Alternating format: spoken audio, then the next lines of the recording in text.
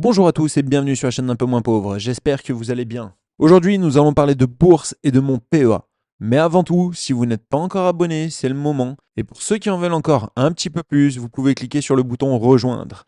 Merci à ceux qui le feront et merci à ceux qui l'ont déjà fait. Commençons donc avec mon PEA. Nous voilà sur la plateforme Morning. Je le rappelle, c'est la plateforme où je rentre tous mes investissements qui me permet de savoir où j'en suis et quels sont les investissements qui sont, comment dirais-je, judicieux de continuer à avoir et ceux qu'il faudrait que je ferme ou alors ce qui me rapporte le plus. Enfin, en gros, la plateforme Morning, c'est elle qui gère du coup maintenant mon patrimoine. Sur la plateforme Boursorama, j'ai dû justement fermer quelques actions. J'ai fait un petit peu de tri. Il y a des actions que je possédais où je rachetais pas du tout. Voilà, il y a des choses où je ne faisais rien. C'était dommage de laisser de l'argent. En plus, ça rapportait très peu de dividendes, voire pas de dividendes. L'action ne performait pas plus que ça. J'ai revendu avec des 4-5% de positif. Donc voilà, c'était pas trop la folie. Si on regarde, la valeur de mon portefeuille, donc de mon PEA, est approximativement de 7 292 euros. Soit actuellement un plus 35%, soit 1735 euros de plus-value sur mon PEA. Actuellement, je fais du 272 euros de dividendes annuels, soit plus 6% par an, un rendement total de dividendes sur les 7292 euros investis de 3,74. Voilà, ça c'est pas trop élevé, c'est un peu bas en termes de dividendes, surtout vu le montant que j'ai placé. Et un rendement sur le montant investi d'à peu près 5,4%. Sur la sûreté de dividendes, on peut s'apercevoir que quasi la moitié de mon portefeuille, bon 44%, on est presque à la moitié, est en sûreté des dividendes. Le potentiel de croissance, voilà, on est un petit peu mitigé. On n'a pas beaucoup quand même. Allez, une petite moitié qui est assez bon, moyen. Voilà, c'est assez correct. Et sur le calendrier des dividendes que nous avons ici, nous avons pas mal de revenus. Si on regarde en janvier, on fait approximativement du 15 euros. En avril, on fait donc du 70 euros.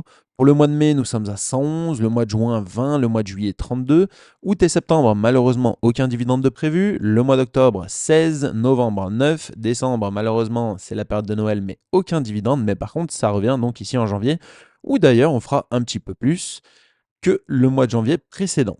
Alors, si on retourne donc sur mon portefeuille. Ici, nous avons un objectif de 10 000 euros de valeur totale sur le PEA. Actuellement, je suis à 72,9%, comme vous pouvez le voir juste ici sur votre droite. Voilà, c'est pas dégueulasse. Si on regarde les sociétés que j'ai encore en portefeuille, et d'ailleurs, je descends tout de suite, vous allez voir, j'ai du cash de disponible ici avec 548 euros actuellement, que voilà, j'ai envie de réinvestir sur certaines sociétés que je possède déjà dans mon PEA. Pour ça, je vais avoir besoin de vous et on va regarder ça d'ailleurs tous ensemble sur toutes les actions que je possède. J'ai pas spécialement envie d'en racheter, j'ai envie de profiter déjà des actions que j'ai actuellement. Si on regarde AXA, on fait un retour actuellement de plus 54%. Je ne suis pas sûr que ça vaille le coup d'investir dessus. Si on descend ici, vous avez en pointillé, donc sur la ligne rouge du graphique, mon prix de revient, mon prix moyen donc sur les actions que je possède. Si on regarde ici à droite, nous avons 20 actions pour un prix moyen de 21,92 euros, donc ce qui n'est pas dégueulasse. Ici, ça nous le met donc la courbe en rouge. Donc là, le prix est un petit peu trop haut pour pouvoir réinvestir, ça me ferait monter mon prix. Sachant que toute la courbe est quasiment en dessous de mon prix moyen, voilà, actuellement, je ne vais pas réinvestir sur AXA, on va plutôt le laisser comme ça. Regardons ici, donc j'ai dit du plus 25% sur un an, retour de plus 54%, soit ici 239 euros de plus-value, ce qui n'est pas dégueulasse. Nous avons aussi du Air Liquide, si on clique dessus et qu'on regarde, Air Liquide, est-ce que ça vaudrait le coup?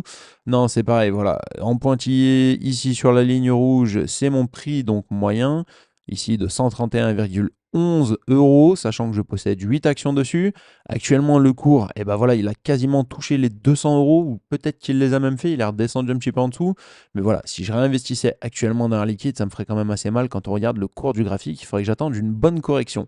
Donc pour le moment, Air Liquide, c'est pareil, on laisse de côté, on ne touche pas, on verra plus tard. Si on regarde, on fait un retour de plus 44%, soit 458 euros, c'est quand même sympa. Et un dividende annuel sur celle-ci, on est à 25,60. Et je ne vous ai pas parlé d'ailleurs de AXA, qui ici est à 39,60. Nous avons Blockchain Group SA. Celle-ci, je ne vais pas cliquer dessus, elle a fait moins 63% sur un an. Moi, je suis actuellement à moins 92%, soit moins 123,17 euros. Je ne vais pas réinvestir sur cette société. C'était une petite tentative qui fait que j'ai perdu des fonds sur celle-ci. Nous avons du FH avec un prix de 100 euros. Sur un an, elle a fait plus 3%. Moi, je suis en retour de plus 8%. Elle me verse du coup 12,30 euros annuels. On peut voir que j'ai 3 positions dessus. Si on regarde un petit peu FH, qu'est-ce que ça va donner?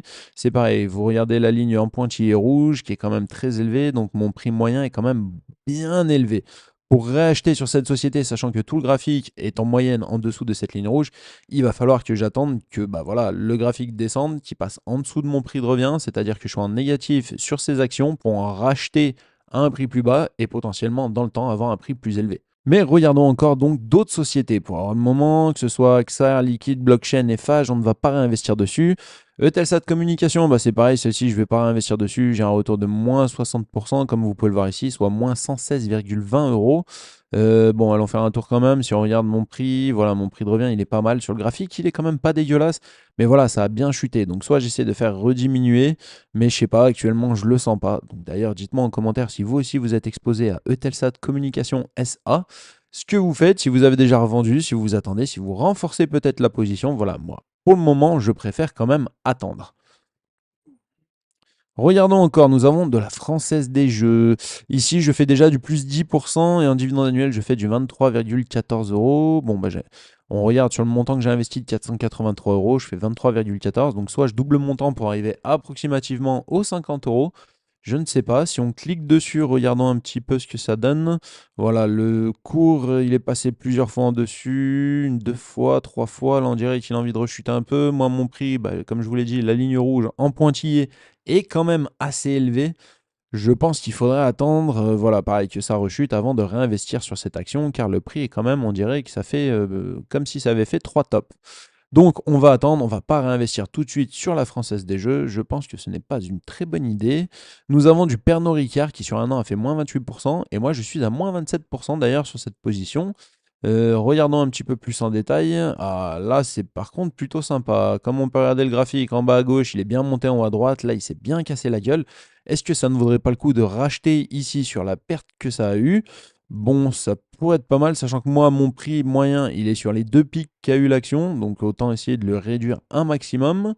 Je suis en train de réfléchir, mais je pense que je vais réinvestir sur Pernod Ricard, sachant que ici, je détiens une action pour un prix moyen de 199,08 euros. Retournons un petit peu en arrière pour regarder un petit peu plus sur Pernod Ricard. Un rendement de 3,15%, c'est pas énorme, mais nous on est à 3,74 en dividendes, ça nous ferait baisser un petit peu les dividendes si je réinvestis dessus, effectivement. Mais voilà, moins 27% actuellement, il y a peut-être moyen de profiter. Là, 54,33% de baisse sur Pernod Ricard par rapport au prix où je l'ai acheté. Voilà, sachant que c'est une société pour moi, je crois encore dans le temps.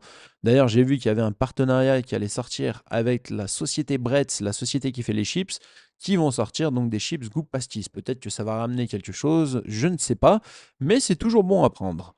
Donc, on va voir. Pour le moment, ma préférée sur laquelle j'ai envie de réinvestir, je vous le dis honnêtement, c'est Pernod Ricard. Donc, dites-moi d'ailleurs en commentaire à ce moment-là sur la vidéo si vous aussi vous auriez réinvesti dessus. On va voir s'il y a d'autres sociétés qui sont intéressantes. Ici, d'ailleurs, on a Publicis Group, un retour de plus 270%. Bon, bah, 295 euros. Autant vous dire, je ne vais pas réinvestir dessus. Si on regarde d'ailleurs le graphique, je pense que c'est pas mal. Ouais, regardez la ligne en pointillé rouge, elle est tellement basse, le prix est monté bien en dessus. Il est replongé un petit peu et là il est monté, là il a décollé. J'ai même envie de dire, des fois ça pourrait valoir le coup potentiellement de revendre cette société, d'encaisser des gains parce que là c'est très très bien monté. Moi vous voyez, j'ai un prix moyen de 27,32, on a atteint les 100 euros. Plutôt correct quand même comme position. Voilà, on va voir. En tout cas, celle-ci, pardon, je ne vais pas réinvestir dessus, c'est sûr et certain. Si on regarde après, nous avons la SAMS. La SAMS, je suis actuellement à moins 1%, donc peut-être que ça vaut le coup, pareil, de réinvestir dessus, peut-être pas. Regardons. Faire un rendement de 5,52%, ça peut être intéressant pour essayer de choper des dividendes. Ah, par contre, voilà. Vous voyez, le cours ici, il était vachement bas, il avait piqué un peu. Là, ça aurait valu le coup de racheter. C'est bien monté. Là, ça stagne un peu. Pareil, on est sur des 3 pics. Moi, les choses comme ça, je ne suis pas très fan pour réinvestir dessus. Donc là, je vais devoir attendre encore une petite baisse. On va dire aux alentours ici, je pense que si ça redescend sur les 124, voilà, ça commencerait à être très intéressant de racheter. On serait sur des plus hauts, mais pas les plus hauts historiques. Là, voilà, à part si l'action s'envole et s'enflamme, sinon, pour moi, ça ne vaut pas le coup de réinvestir sur la SAMS actuellement. Ensuite, qu'est-ce que nous avons dans le portefeuille? Nous avons du Stellantis. Stellantis, je fais actuellement du plus 93%, soit 374 euros de bénéfices. On regarde, elle a un rendement de 5,81%, bon, avec du 93% de bénéfices. Si on regarde sur le graphique, voilà, pareil, j'avais acheté assez bas, c'est bien monté. Je pense qu'il va falloir attendre encore un petit peu avant de réinvestir dans cette société. Normalement, sur des choses comme ça, quand les graphiques montent assez bien, voyez, 12,98 de prix moyen, on a passé les 25, on est largement sur du x2. Hop, si on se remet pardon, ici sur Stellantis, 93%. Bon, ici, il le calcule à 93%, mais moi, je vais dire qu'on est sur un x2. Ça peut valoir le coup, voilà, de commencer à revendre au départ, attendre plus tard pour racheter. Moi, voilà, actuellement, je garde 5,81% de rendement en dividende. Ça va me verser 48,05 euros annuels. Voilà, à moi de faire en sorte de récupérer cet argent et le réinvestir ailleurs. Total Energy, ici, sur un an, plus 23%. Moi, en retour, je suis à plus 53%, soit 468 euros. C'est dommage parce que Total, j'aime beaucoup. D'ailleurs, on voit un dividende de 63,20 euros. On fait approximativement du 7,19% sur Total, sachant que le rendement est de 5,01. Si on regarde ici, mon prix moyen voilà, était déjà quand même assez haut. Mais vous voyez, avec le pétrole qui s'est envolé, bon, bah, autant vous dire que mon prix est plutôt correct. Je surveille cette action car pour le moment c'est pareil, j'aimerais en posséder plus, mais vu le prix, je trouve que ça vaut pas le coup. Est-ce que c'est encore le temps de garder? Est-ce que c'est encore le temps de revendre? Ça voilà, je ne sais pas. Pour moi, voilà, c'est une société du moins que je veux garder, ne serait-ce que pour le reversement des dividendes. C'est une société qui m'intéresse beaucoup, mais du coup qui fait que je ne vais pas réinvestir actuellement dessus. Veolia, qu'est-ce que l'on peut voir sur Veolia? Pareil, je fais du plus 39%. Hop, 4,12% de rendement. Ici, je fais du 7,50, donc ça veut dire que je ferai rendement sur prix de revient unitaire du 5,97%. C'est pas mal cette petite fonctionnalité quand même sur Morning. Ça veut dire que vous voyez, ici, on fait du 4,12%. Hop, là où vous avez le petit logo, la petite souris. 4,12% ici, et ici, bah, du coup, ça me donne 7,50, mais par rapport au prix que j'ai, ça me fait du 5,97% de rendement sur Veolia. Si on regarde du coup Veolia, qu'est-ce que ça va nous dire? C'est pareil, vous voyez ici, il y avait eu un pic, mon prix moyen, un deuxième pic, 3, 4, voilà, à moins que ça stagne pendant un moment ici ou que ça redescende un petit peu, sinon je ne réinvestirai pas non plus sur Veolia. Regardons un petit peu la suite. Nous avons du Vinci Autoroute avec un retour de plus 23%. Ici, en dividende, on fait du 13,50, soit 4,83% au lieu de 3,74. Plutôt pas mal aussi. Si on regarde, pareil, mon prix de revient, la ligne rouge est beaucoup trop élevé. J'ai été sur un pic ici, il y a eu une chute. Et là, voilà, on est remonté, mais actuellement, le cours, c'est beaucoup trop voilà, pour moi pour réinvestir sur ce type de société, sachant que j'ai déjà réinvesti dessus il y a un moment. Et la dernière société que je possède en portefeuille, Vivendi SA, je suis actuellement à plus 18%. Dessus, on fait 3,25 euros. On est à 2,98 donc de rendement sur le prix de revient unitaire. Ici, on était à 2,49 de rendement basique sur l'action. Et si on regarde, nous, un petit peu, ici, pareil, on a un prix qui est quand même pas trop mal, mais je trouve par rapport au dernier pic qu'il y a eu, voilà, on est encore trop haut. Il aurait fallu être beaucoup plus bas. Donc là, on a fait le tour. Si on regarde un petit peu plus en détail, j'ai 548 euros qui donc serait judicieux d'investir sur Pernod Ricard pour diminuer donc ici bah, les moins 27, essayer de récupérer un petit peu et faire que Pernod Ricard, bah, je puisse l'acheter un peu moins haut. Parce que vous voyez, ici on était sur les pics, si je peux acheter par là, déjà c'est plus sympa. On reste sur ce pic ici, mais par contre on n'est plus sur les grands pics du sommet. Et si l'action vient remonter plus tard, c'est plutôt cool. Et si l'action vient à continuer à diminuer et qu'elle revient à 89 ou j'en sais rien, par-ci, par-là, à moi de faire en sorte de diminuer mon prix de revient unitaire si je crois toujours dans cette action. Mais voilà, actuellement, l'action, je l'ai acheté beaucoup trop haut. Je voulais rentrer dessus, j'ai pas vraiment fait attention. Maintenant, il va s'agir donc de faire diminuer mon prix de revient unitaire. Sachant que si on regarde Pernod Ricard ici, donc elle verse un dividende, on est à 3,15%. Actuellement, on est plutôt à 2,36%. Voilà, soit 4,70 euros. Donc voilà, je pense effectivement, je vais attendre que vous me mettiez 2-3 commentaires en dessous de cette vidéo, savoir ce que vous en pensez. Mais voilà, pour ma part, je pense qu'il va falloir re-rentrer sur Pernod Ricard. De toutes les actions que je possède, graphiquement parlant, c'est la plus intéressante à renforcer. Et les autres, voilà, en attendant, on va continuer de les garder.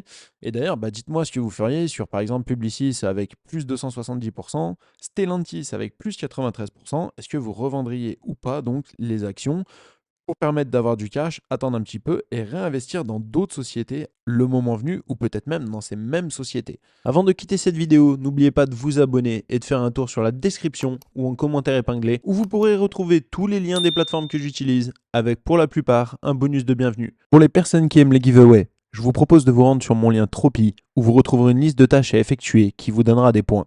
En fonction des points que vous avez, rendez-vous dans la section Reward pour regarder les concours sur les différents prix. Realty offre 2 tokens à l'un d'entre vous tous les 50 nouveaux inscrits via mon lien d'affiliation. Vous pouvez vous rendre aussi sur le site internet www.unpeumoinspauvre.fr où vous retrouverez toutes les informations utiles pour investir. Si vous désirez voir les vidéos que je publie avant les autres, en avant-première, avoir du contenu exclusif, l'accès au Discord privé et des vidéos spéciales membres, vous pouvez cliquer sur le bouton rejoindre. Ensemble, devenons un peu moins pauvres.